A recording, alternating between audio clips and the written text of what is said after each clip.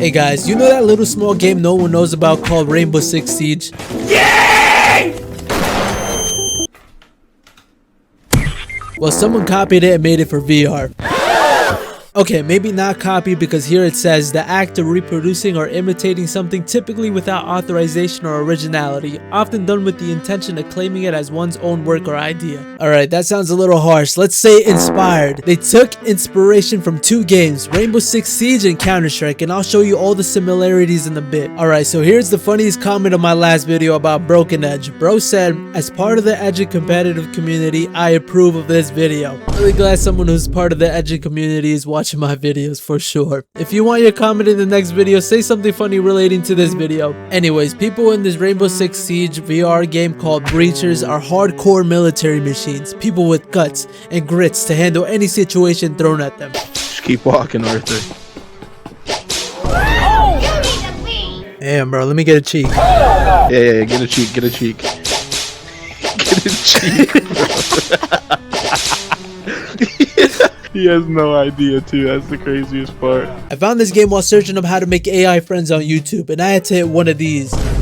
Mainly because the VR game was 30 schmackaroos, and in the world of VR games, that's a fair bit. But then I remembered I bought way worse for way more and let Steam two-piece my wallet into oblivion. Alright, we're starting off the game with the usual, the privacy policy and terms of use. The terms of use where I give up my rights to this game. So let's accept it. I started off with the tutorial where I was greeted with this Temu drone who taught me all the basics of the game. But although it was being nice, I had this primal urge to send it on permanent vacation. Try to destroy the target in front of you. Remember, arm it, then throw it. Copy. Arm it, then throw it.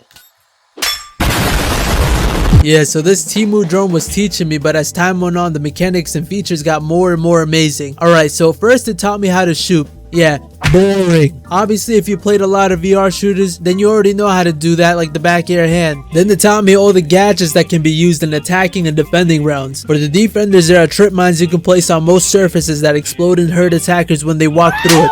Or the proximity sensor that goes off with the most interesting noise in the world when an attacker goes near it. Hey baby, I miss you so much. My angel, my sweet summer. Oh my god, what the fuck is that? Is that a mirror?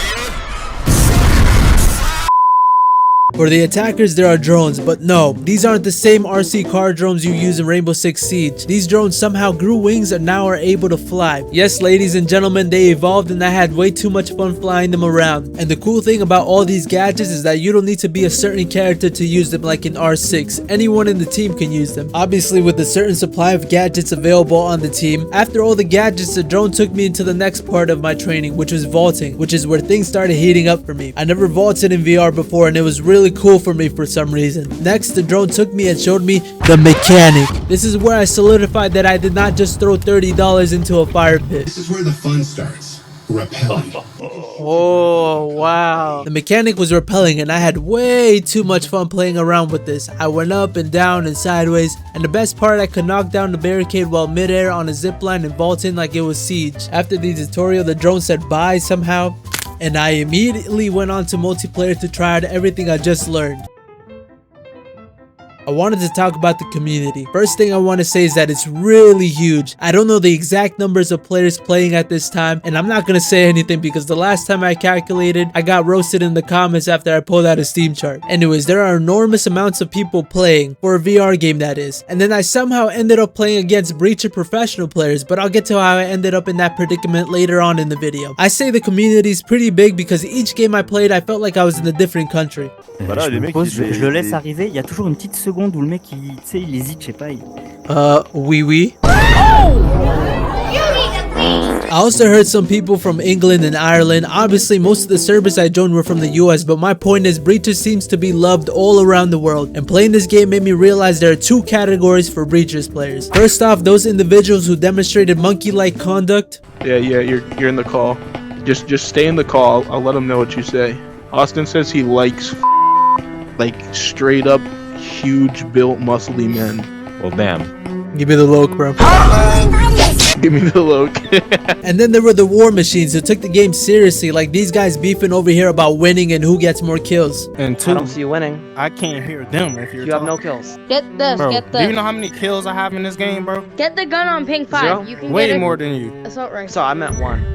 Also, quick question to everyone who plays this game. Are there always people fighting? Because it seemed like every other game I joined, people were just rumbling. They were at each other's throats. I never realized people took VR gaming so seriously. Like, I literally joined this one game and these two guys are fighting over something who knows what, bruh. I think you need to go to school and learn how to socialize.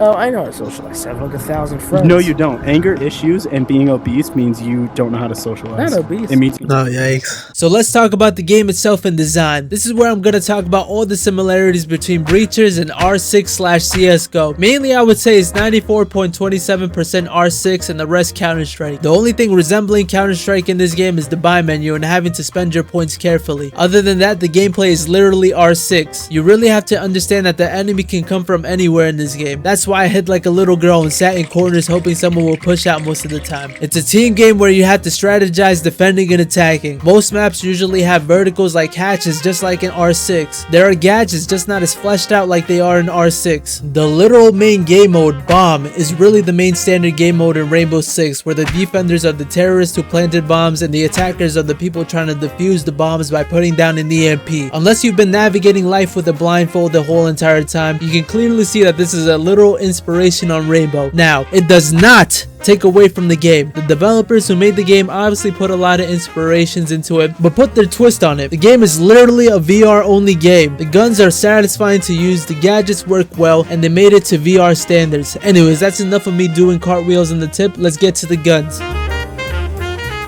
Now, the guns were fun to use. Most of the time I would buy the SMG called the Omen, because if you guys didn't know, I pinch pennies till they're screaming, bro. I make Scrooge look like a decent guy. Then again, I wasted 30 cheddar bucks on this game and now I only have $2 to feed my 6 cats for the rest of the month. Anyways, the Omen was 1100 points, so it was easy to get one every round. I slapped the sight and foregripped and called it a day. The guns were something the developers did not leave unattended at all. I used most of them and they were all satisfying and cool. But after a while, as the best VR player in the world, I decided to challenge myself. I decided that I should nerf myself to even the playing field for everyone else. So I decided to use the Jesper, which was the starter weapon of each round in Breachers, and quite possibly the worst gun in the whole game. But first I had to confirm with my teammates their thoughts on the matter.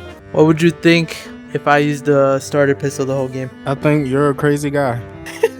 You heard it, ladies and gentlemen, I'm a crazy man. And so I did use the Jesper the whole game, and look what happened on the first round. I was sitting in the bomb site listening, trying to figure out where the attackers would come from until I heard some gunshots. I immediately started running over to them and waited for them. I then saw one of my teammates kick the bucket by the stairs and stayed waiting. I saw one pop out and shot at him with my immaculate aim but didn't get him. He peeked out again, but a silly choice for him because I was there waiting like a predator, waiting for my meal. I saw another one and took a few shots, then I used my teammate as an indicator / meat shield to see if he was still on the stairs. Sometimes sacrifices must be made. Then I heard my teammate on the left get sent to the pearly gates and I flicked the attacker in his noggin. Then I waited for the two guys by the stairs to come out. First, guy from the right came out, got him. Then the stair guy finally showed himself and I ended him. Then I did my victory dance. You guys like that? I like that. Yeah, I like that. That was crazy. I then went on to use the Jesper the whole game, and this is how it went.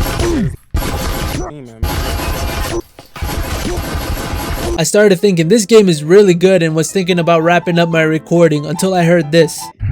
By the way, is team deathmatch in this good? Like, I was actually wondering. No. It's actually one of the most miserable things you'll ever play. Apparently Team Deathmatch was in the game and it was right under my nose. I also found another game mode called Control Point, which is hardpoint if you ever play Call of Duty. And this is where things got interesting in terms of community and breachers, but I'll get to that in a bit. I hopped into some Control Point and started playing and I was just getting pummeled into the ground. I felt a certain type of way the whole time, right up until I heard this guy polishing certain people's willies in the game and I heard him say this. Since when was Mini Roxy on Eternity though?